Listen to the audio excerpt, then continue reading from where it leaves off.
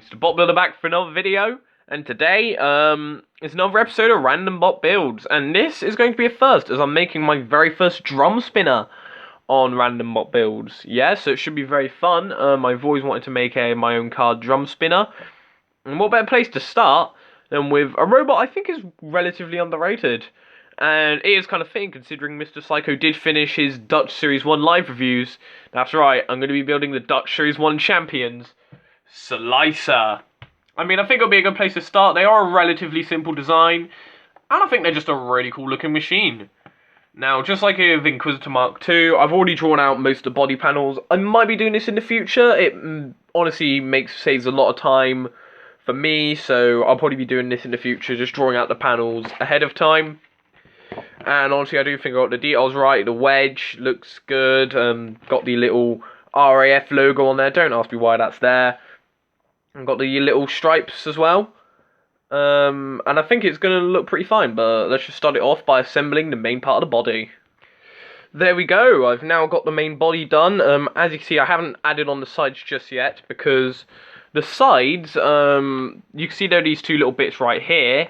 I'm basically going to attach it onto those bits of the sides, just to that's basically where the drum's going to go, so I'm going to need to make that bit nice and strong before I attach the sides onto the robot, so I'm going to do that now. Right, there we go, I've now added on the little double-sided parts on the little drum bits on the side panels, so now I'm just going to attach it onto the main body. I'll get back to you once I've done that. There we go, I've now added on the side panels.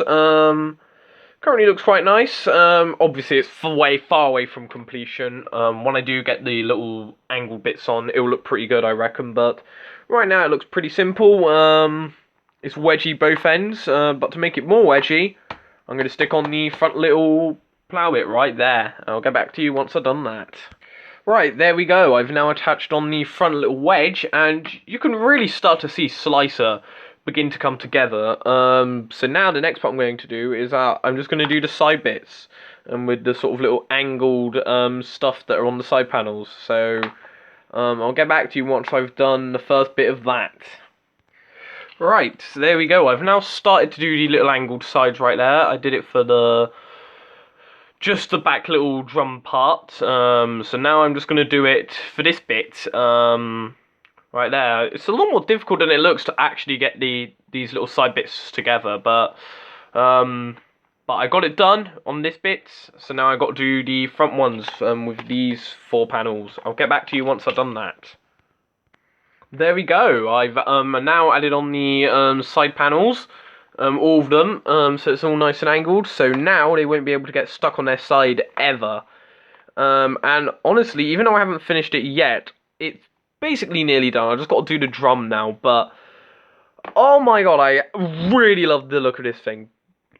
I'm actually really impressed with how this is turning out. So now all I got to do is just add on the drum, and Slicer will be done. And there we go, Slicer is done. And I have to say, I am very happy with how this robot turned out. Honestly, the drum, sure, the drum doesn't move, but I'm fine with that. I don't really know how to make moving drum spinners just yet. But I could just do the Robot Combat Models way of doing it. Or I could just ram robots really hard or something. Obviously, I can't do that with like one hand, but yeah, I'm just really happy with it. I think it looks really nice. It's nice and low to the ground. As you can see, they can get underneath Spectre here quite nicely. And I'm mostly just really impressed how the side panels turned out. And honestly, I really like the look of this.